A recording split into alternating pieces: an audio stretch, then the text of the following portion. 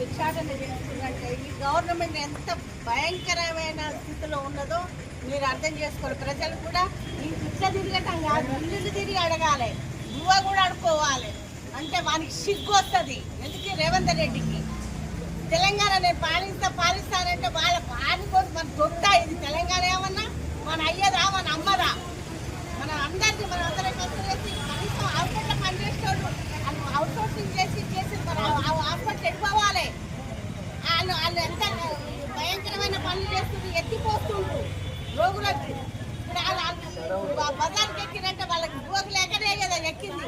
మరి ఎందుకు ఆలోచించలేకపోతుండు ఈ రేవంత్ రెడ్డి?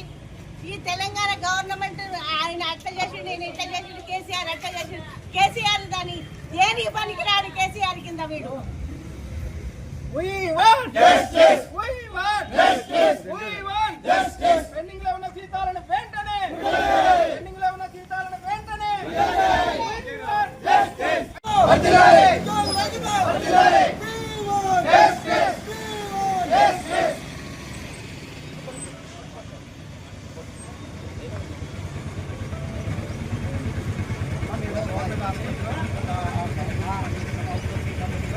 మాకు గత 5 నెలల నుంచి జీతాలు ఇవ్వట్లేదమ్మా.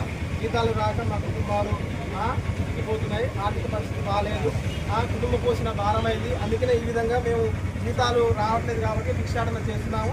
మీ వంతుగా మాకు సహకారం అందించాల్సిందిగా కోరుతున్నాము. ఉద్యోగ